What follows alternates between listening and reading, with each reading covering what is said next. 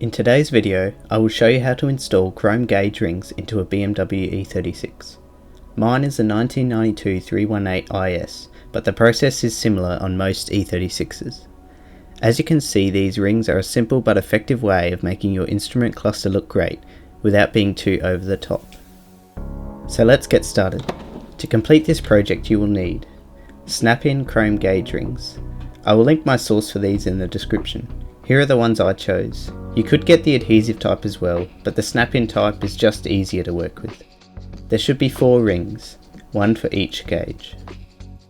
You'll also need a T10 Torx screwdriver, a Phillips head screwdriver, a thin object like a credit card or a CD, some needle nose pliers or a small screwdriver, and a cloth of some kind for cleaning.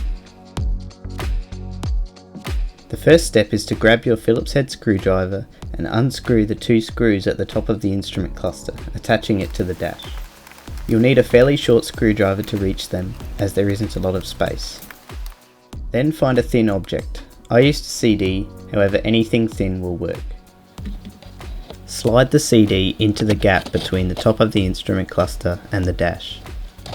Then pull down on the CD and gently pull the cluster out of the dash. It will take a bit of wiggling as it's quite tight. Pull it out till it reaches the steering wheel.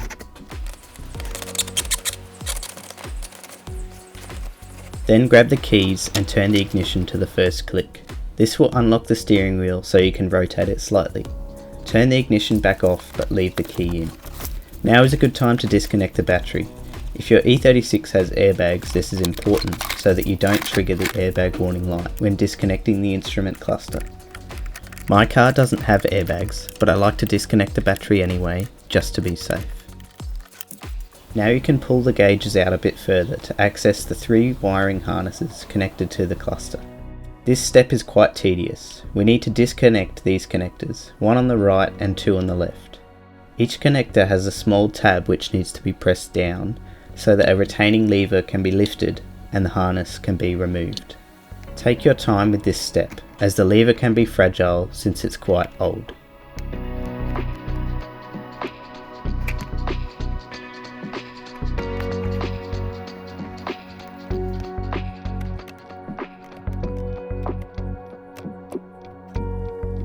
With the harnesses removed, the instrument cluster can now be removed from the dash. It's a tight squeeze. You'll need to move the steering wheel a bit to help. Now that's the hardest step complete. Next we need to separate the 2 halves of the cluster. Grab a T10 Torx driver and remove these 5 screws from the back of the cluster.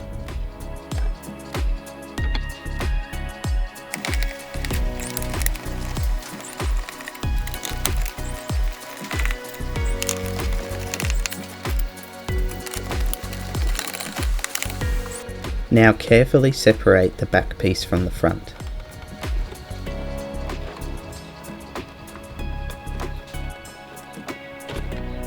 Be careful not to touch the LCD display once you have done this.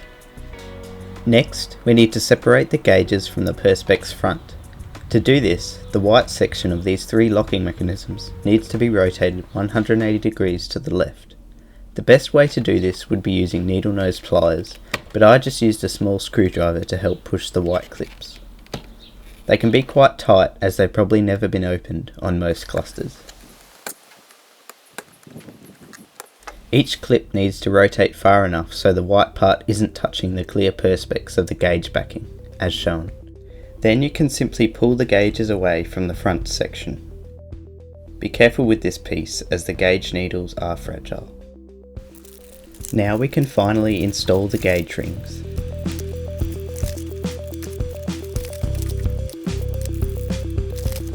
To do this, simply place one of your rings into the corresponding gauge hole from the front.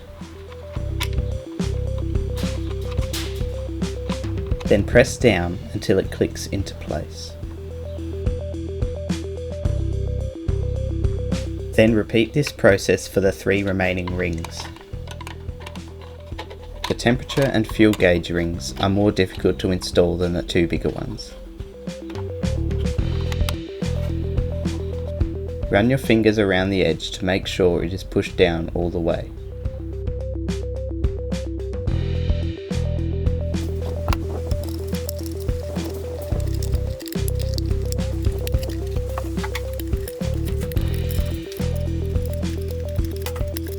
Once the 4 gauge rings are installed, I just got some glass cleaner and a microfiber cloth and cleaned the inside of the Perspex front and around the rings.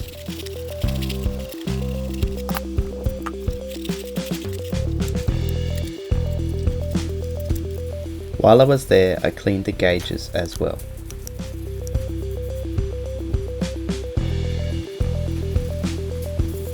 Then it's as simple as putting the gauges back in, then rotating the white locks back 180 degrees.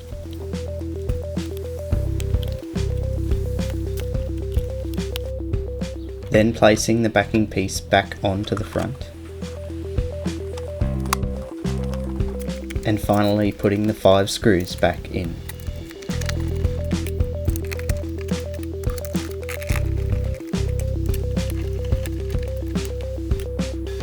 Then the cluster can be reinstalled back into the dash.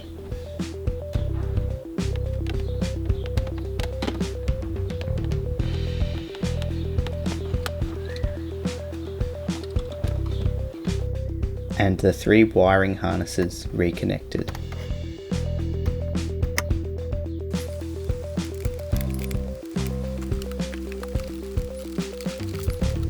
Then push the cluster back into the dash and put the 2 screws back in.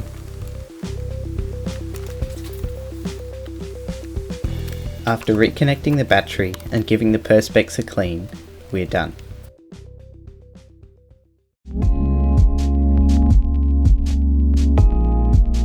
So the gauge rings are now installed successfully, and they look awesome.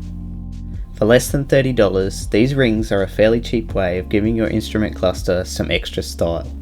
I have other projects to do to the cluster, such as changing the colour of the backlights and installing white gauge faces, but that's a project for another day.